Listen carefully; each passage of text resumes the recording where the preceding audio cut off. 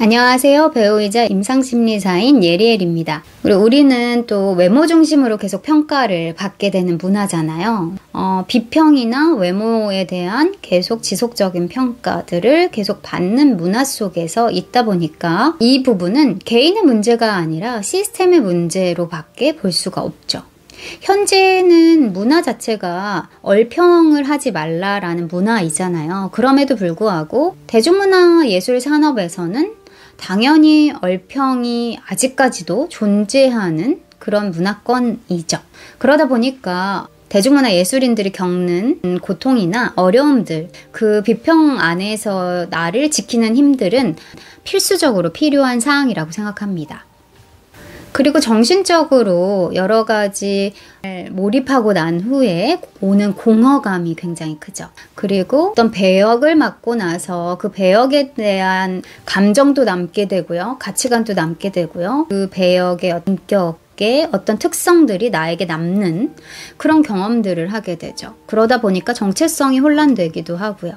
자신과 역할의 경계에 약간 모호한 지점들이 생기기도 합니다. 계속 평가를 받는 부분 혹은 모니터를 하고 확인을 하게 되는 부분에서 자기 비판적인 부분들도 보이게 되고요. 사람들의 사랑과 환호를 받았다가 홀로 남았던 시간 속에서 존재적인 공허함, 실존적 공허함 같은 것들을 느끼게 되면서 이런 공허감을 어떻게 해결하지 못해서 술을 드신다거나 잠을 잘 이루지 못하는 부분들이라거나 이런 것들이 건강하게 잘 해소되지 못하고 계속 남아있다라고 고백했던 분들이 연구에서 많이 발견되었습니다. 역할에 대한 몰입도가 높아지면 높아질수록 그것을 디롤링하지 않으면, 벗어나지 않으면 자기와 역할의 경계가 모호해지면서 정체성에 혼란이 오게 되죠. 그럼 생각해보세요. 나는 그 배역을 했을 뿐인데 혹은 나는 그냥 가수로서의 역할을 했을 뿐인데 직업을 했을 뿐인데 나의 정체성이 흔들린다.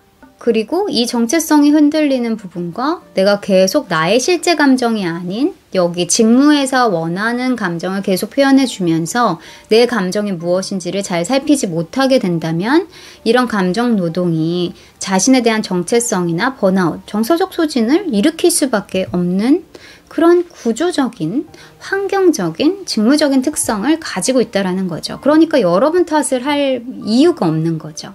환경의 문제니까요. 환경이 흔들리고 있어서 내가 흔들리는 거지 그것은 내가 서 있지 못한 내 탓이 아닙니다. 자, 그리고 이런 흔들리는 환경 속에서 예술인들이 갖게 되는 특징들을 좀 보았을 때 여러 가지 연구에서 예술인들은 경험에 대한 개방성이 굉장히 높다고 합니다.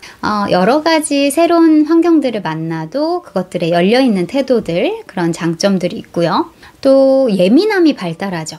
오감뿐만 아니라 육감을 계속 발달시키고 그것들에 빠르게 대처할 수 있는 그 예민함이라는 거, 민감함이라고 하는 것은 조기 위험 탐지 시스템이에요. 그래서 빠르게 타인들의 바뀌어진 무드를 캐치해서 그것에 즉각적으로 대응할 수 있는 능력들이 향상되죠.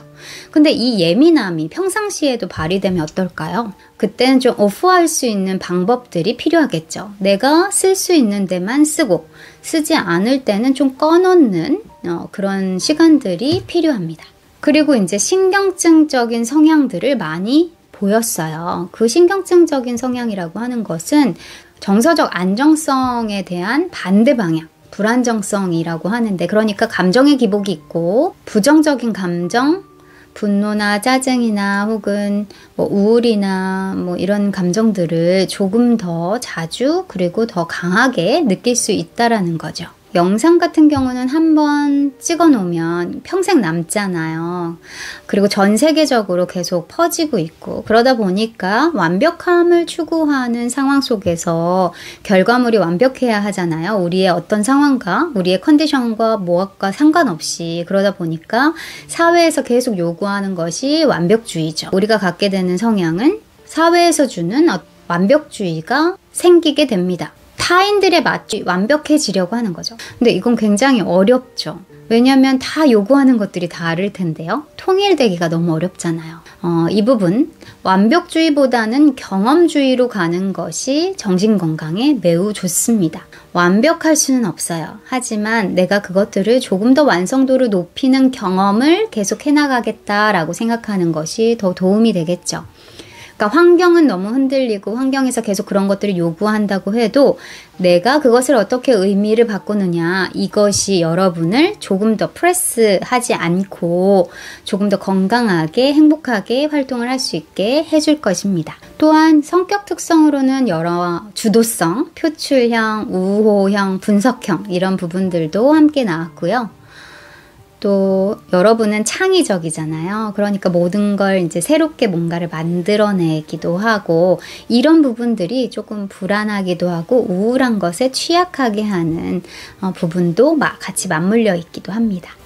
그러니까 우리의 환경이 굉장히 여러 가지가 있지만 자신만의 기준을 가는 것은 매우 중요할 것 같아요. 자기 개념과 자아 존중감이라고 하는 부분, 자기 효능감이라고 하는 부분을 차곡차곡 쌓아 올려가시는 것이 매우 도움이 될 것 같습니다. 자기 개념이라고 하는 것은 나는 누구인가 라고 했을 때 땡땡이다, 나는 누구이다 라고 하는 부분이고, 우리가 내가 생각하는 나에 대한 생각, 그리고 타인에 대해서 난 이렇게 생각한다, 난 세상에 대해서 이렇게 생각한다 하는 인간관과 세계관, 이런 것들이 조금 더 긍정적으로 여러분들이 부여를 해줘야만 조금 더 세상에서 긍정적인 부분으로 초점을 맞추어서 볼 수 있을 것 같아요. 그런데 자기 자신에 대해서 계속 분명히 잘해 옴에도 불구하고 여러분들이요, 직업적으로 그 직업에서 페이를 받고 일한다 라고 하면요, 생각해 보세요. 그 페이를 주는 것만큼 여러분에게 그 일을 맡기는 것 자체가 여러분은 검증된 사람입니다. 그게 검증이 되지 않았다면 페이를 줄 이유가 없겠죠. 그러니까 그 부분에서 나를 계속 깎아내리는, 비판하는 태도를 보이는 것이 아니라 잘한 부분을 자꾸 칭찬해주면 어때요? 식물도 칭찬해주면 성장하죠. 잘 자라죠. 나한테도 비판을 하는 빈도수보다 조금 더 잘한 부분을 칭찬해주는 빈도수가 더 많아지면 질수록 나에게 유익이 옵니다. 비판하는 태도가 채찍질을 하는 거여서 나를 좀 긴장하게 하니까 더 좋은 거야 라고 생각하실 수도 있는데, 긍정 임상심리학 기준으로 봤을 때는 조금 더 감사를 자주 하고요, 칭찬, 자기에 대한 약간 좋은 평가들, 그러니까 어떤 무언가를 잘해낸 거에 대한 부분들도 있겠지만 자기에 대한 여러 가지 좋은 면들을 찾아보는 부분들, 강점을 활용하는 부분들이 오히려 효율성이나 업무의 능력들도 향상하고 자존감도 올리고 행복감, 웰빙도 올리게 됩니다. 그렇겠죠, 여러분?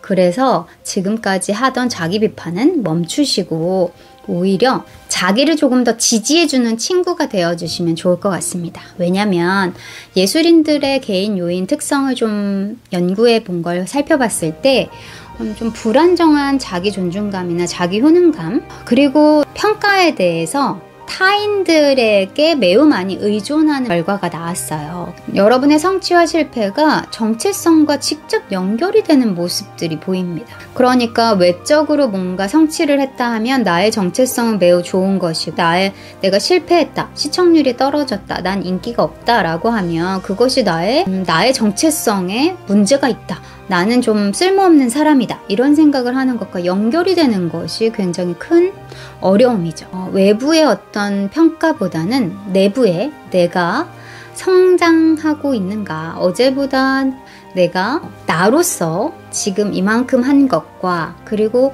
조금씩 내가 성장해 나가는 어떤 의미, 내 삶에 내 일을 하는 가치, 그리고 내가 이것을 하는 목적에 대한 부분에 초점을 맞추면서 가는 것이 더 건강하고 지속적으로 더 행복하게 그 일을 하실 수 있을 것입니다. 그러니까 결과 중심이 아닌 과정 중심으로 생각하는 것이 필요합니다. 예술인들에게 지금 많이 드러나는 정신질환 중에서는요, 우울장애, 불안장애, 그리고 수면장애도 좀 겪으시고요. 그리고 PDS라고 해서 공연 후 스트레스 라는 그런 용어도 나왔어요. 마크 세톤 박사님께서 무대 공연을 한 이후에 그 공연으로 인해서 PTSD 같은 그런 외상후 스트레스 장애와 같은 그런 경험들을 하게 된다. 그래서 알코올이나 약물에 의존을 하게 되기도 하고요. 여러 가지 트라우마와 같은 상태를 경험하기도 한다고 합니다. 증상이 있다라고 하실 때는 꼭 반드시 상담을 받으시거나 정신의학과에 가셔서 약물 처방을 좀 받으시면서 도움을 받으시는 것을 권장드립니다. 그렇다면 전반적으로 대중문화 예술인의 환경 그리고 특성들, 심리적인 특성들을 좀 알아봤는데요. 여러분 개인에 대한 자기 이해를 위한 부분들은 다음 영상들 가운데서 제가 해서 무료로 심리검사를 할 수 있는 링크들을 함께 더보기란에 드릴 텐데 그것들을 하나하나 해나가시면서 자기 이해를 해나가시면 도움이 될 것 같습니다.